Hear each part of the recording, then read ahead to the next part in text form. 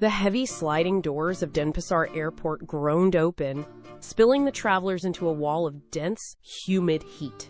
The air was thick, heavy with the sharp, sweet scent of crushed cloves and distant sea salt. Luna pushed forward, her shoulder pressed against the weight of 2 oversized suitcases, while her neck pillow swung rhythmically against her side. Behind her, a metallic rattling echoed against the polished terminal floor. Kidow was already working the latch of his carrier. With a sharp flick of his claw, the lock gave way. He pushed his nose through the gap, surveying the chaos of the arrival hall with narrowed eyes.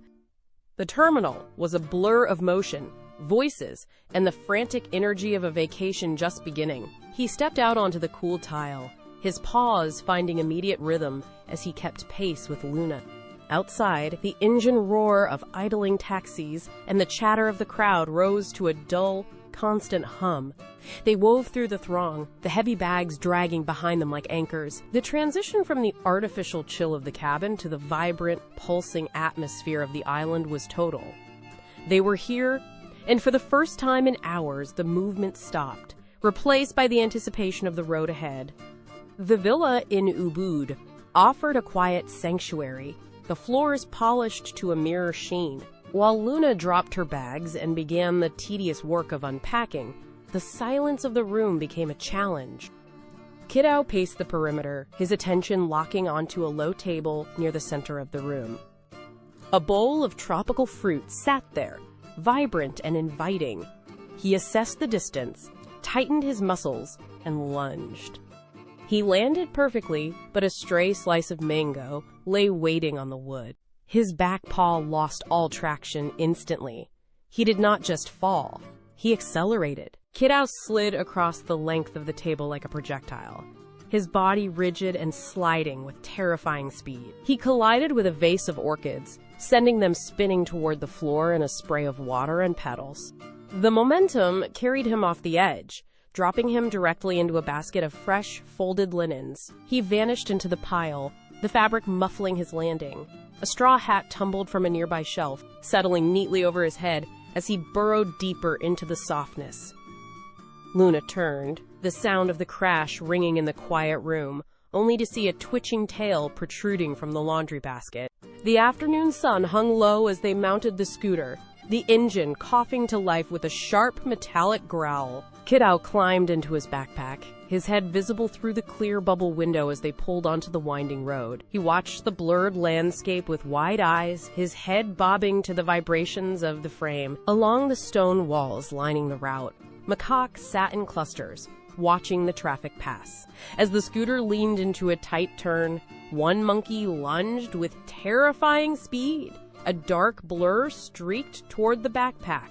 In a single, fluid motion, the creature snatched the glasses from Kidow's face and vanished back into the shadows of the wall. Kidow erupted into a frantic, high-pitched meow, his paws slamming against the plastic window.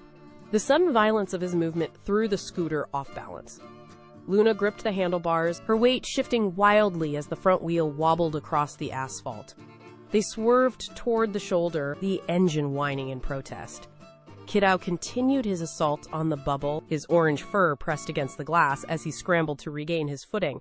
The scooter fishtailed, tires biting into the dirt, as the chase began in earnest, leaving the safety of the road behind for the chaos of the market stalls.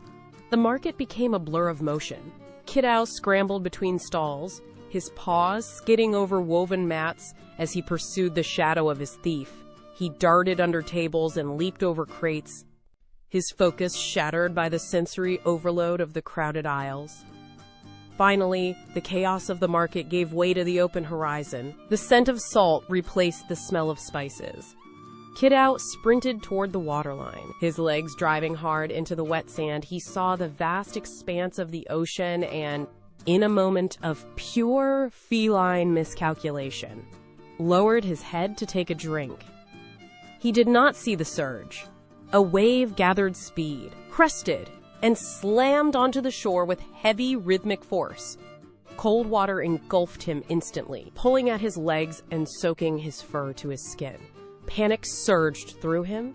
He spun, claws digging into the grit, and launched himself backward with a desperate, frantic leap. He did not stop running until his feet hit the rough bark of a palm tree. He scrambled upward, his claws finding purchase in the trunk, and climbed until he was safely tucked into the canopy. He looked down at the retreating tide, his fur standing straight out, refusing to descend until the world settled back into place. High above the sand, Kidow clung to the palm fronds, his tail lashing in rhythmic agitation. Below him, the tide retreated, leaving the beach quiet and cool. Luna walked toward the base of the tree, holding a piece of grilled fish that sent a sharp, savory aroma drifting upward.